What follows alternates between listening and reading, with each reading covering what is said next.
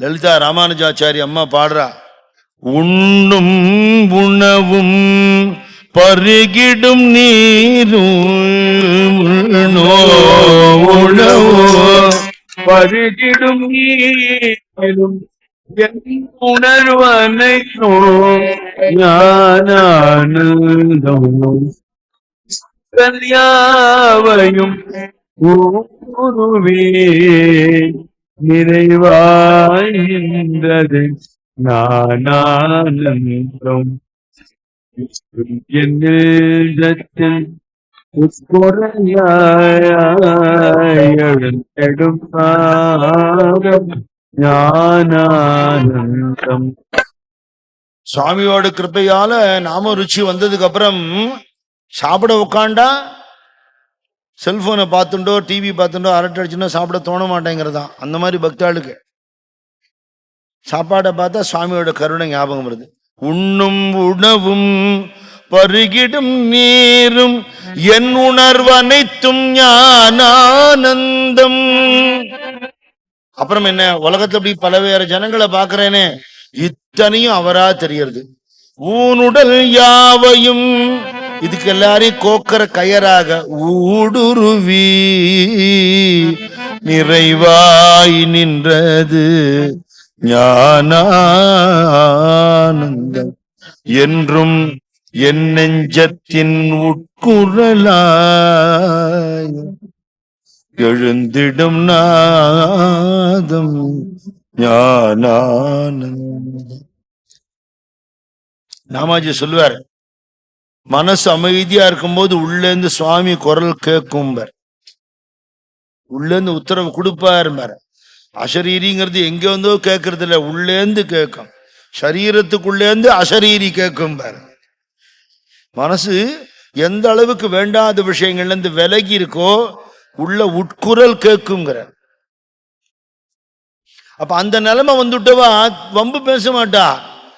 ஞானானந்தம் என்னும் சொல்லன்றி வேறேதும் பேசேன் என் வாழ்நாளில். சுவாமி பத்தி பேசுறது, சுவாமி பத்தி பாடுறது, சுவாமியை நினைக்கிறது, சுவாமி பக்தாளோட சத் சம்பாஷணை பண்றது வேண்டாத பேச்சு கிடையாது. ஞானானந்தம் தந்திடும் இன்பம் தாபம் மகள பருகிடுவேனே.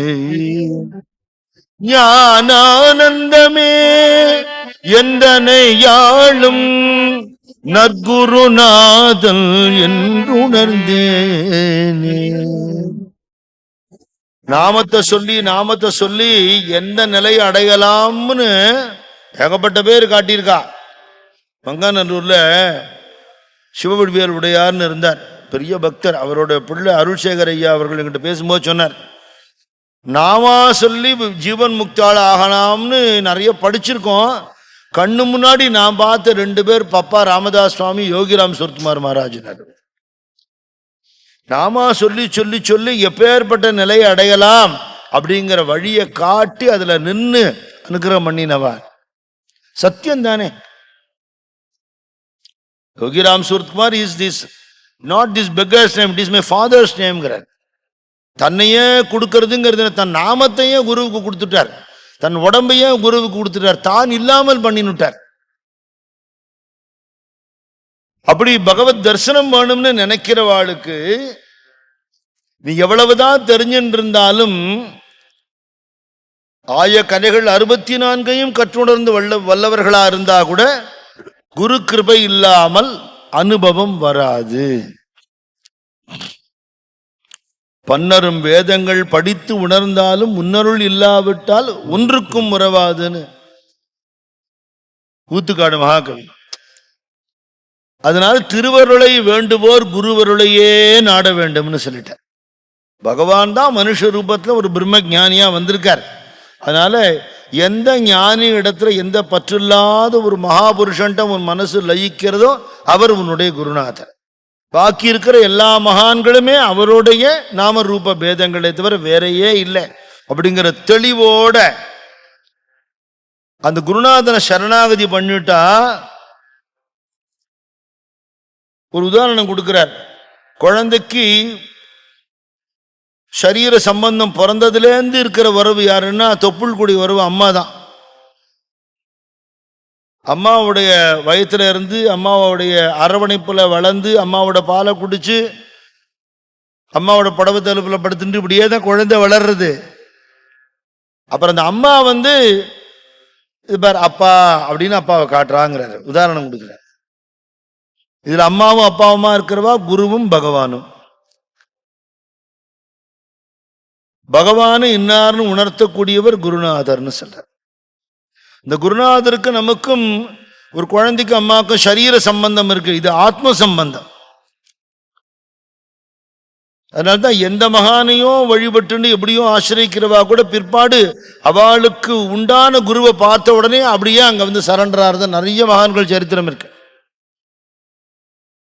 நான் சொல்லியிருக்கேன், கிருஷ்ணாபாய் மாதாஜி பப்பாஜி கிட்ட சொல்ற, ராமதாஸ் சுவாமிகிட்ட, உங்கள்கிட்ட வர்றதுக்கு முன்னாடி இத்தனை மகான்கள்கிட்ட நான் போய் அவளோட அனுகிரகம்லாம் கிடைச்சுதான் இங்க வந்தேன்னா அவள் இல்லாமல் நான் தான் விட்டாரு. அந்த குரு கிருபையினால, குரு கிருபை சத்சங்கத்தினால கிடைக்கும். அப்ப அந்த குரு கிருபையினால பகவானை உணர முடியும், பார்க்க முடியும்ங்கிறார். அதுக்கு ஒரு எக்ஸாம்பிள் இன்னொன்னு சொல்றார். ஒரு ஊருக்கு போகணும் அப்படின்னா, இப்ப நிறைய பேர் பண்டரிபுரம் போகணும், பிருந்தாவனம் போகணும், மாயாபுரம் போகணும்னா உடனே நமக்கு ஃபோன் பண்ணுவா, மாமா நீங்க யாத்திரை இப்போ இந்த வருஷம் போட்டிருக்காளா? இல்லை, இப்போ 2 வருஷமா போடலை, எப்போ போடுவேன்னு தெரியாது. நீங்க ஏற்கனவே யாத்திரை போயிட்டு வந்த அந்த லிஸ்ட் இருக்கா? இருக்கு, அனுப்புங்க. அங்க எங்க தங்கணும்? நிறைய பேரோட கேள்வி, அங்க என்னென்ன பார்க்கணுங்கிறது அப்புறமா கேட்பா. அங்க ஸ்டே ஃபுட்டு எங்க கிடைக்கும்னு கேட்டுருவான். முதல்ல எங்க தங்கணும், எங்க நம்ம ஊர் சாப்பாடு எங்க கிடைக்கும், அப்புறம் என்னென்ன பார்க்கணும் கொள்ளணும் லிஸ்ட் நம்ம அனுப்பிச்சு வைப்போம். போய் தரிசனம் பண்ணிட்டு வருவா.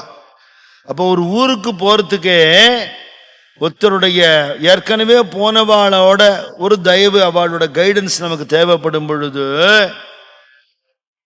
ஆத்ம மார்க்கத்துக்கான வழியை யார் காட்டுவாங்கிற? குருநாதர் தான் காட்டுவார். பண்டரிபுரம் போய் சாமி தரிசனம் பண்றேள், வேண்டான்னு சொல்லலை, நானே கூட்டின்னு போயிருக்கேங்கிறார் ஏக்நாத் மகாராஜ். நானே வார்க்கரி கூட்டின்னு போயிருக்கேன். ஆனா அத்தனை தரம் பண்டரிபுரம் போயிட்டு வந்ததோட எஃபெக்ட் ஹிருதய சுப்பிரதிஷ்டிதகான்னு உள்ள விட்டல் வரலன்னா நீ யாத்திரை போனது என்ன பிரயோஜனம்? அப்ப நீ போனதோட பலன் எப்படி இருக்கணும்? ஏதச்சி பண்டரபூர் மாஜே, ஏதச்சி பண்டரபூர் மாஜே, ஏதச்சி பண்டரபூர் மாஜே, ஏதச்சி பண்டரபூர்.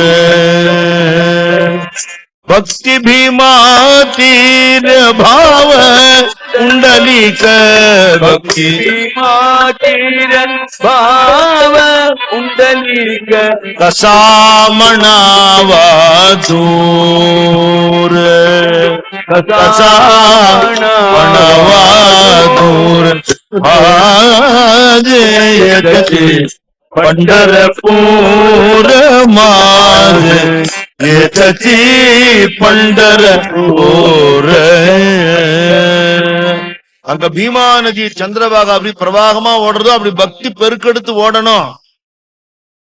எந்த பொண்டலிகனுக்காக பாண்டரங்கன் வந்தாரோ அப்படி பாவம், பகவான பற்றி இழுக்கக்கூடிய பாவம் அது வந்துடுத்துன்னா பண்டரபுரம் எத்தனை கிலோமீட்டர்னு கேட்காத, கசாமணாவா தூரம். யார் சொல்லுவா பண்டரிபுரம் தூரத்துல இருக்குன்னு? அப்ப இதான் பண்டரிபுரமா? ஆமா. விட்டல் எங்க இருக்கார்? எங்க இல்ல. அணுரேணு வியாபக விட்டல சதா, அணு அணுவா அவர் மட்டும்தான் இருக்கார். நான் நிறைய கதையில சொல்லியிருக்கேன். ஒரு யங்ஸ்டர் போய் யோகி ராம் சுரத்குமார் சுவாமிகிட்ட, இஸ் தேர் காடுனார். சுவாமி பதில் சொன்னார், இஸ் தேர் எனிபடி எல்ஸ் அப்படின்னார்.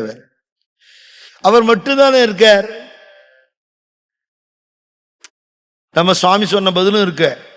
இறைவன் உண்டான்னு ஒருத்தர் கேட்கிறார், எங்கும் இருக்கும் இறைவனில் நீ உறைந்தால் நீ இல்லைனர். இதுதான் ஆன்மீகம். பகவான் இல்லைங்கிறது இல்லை, அது வேதாந்தம் இல்லை, அது நாஸ்திகம். நீ இல்லை, நீ ஒரு ஃபால்ஸ்ஹுட், அதை நீ முதல்ல தெரிஞ்சுக்கோ. அப்ப அணுரேணு வியாபக விட்டல சதா ஆத்மா விட்டல தூர. இந்த கிருபை எனக்கு எப்படி கிடைக்கும், எனக்கு அந்த அனுபவம் எப்படி வரும்?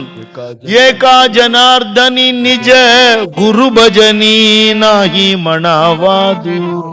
எவன் தன்னுடைய குருநாதன்ட்ட அப்படி ஒரு பக்தியோடு இருக்கானோ அவன் சொல்லுவான், பன்றிவரம் எங்கும் இல்லை, அக்கட உண்டே பாண்டுரம் கூட இக்கட உன்னாடு.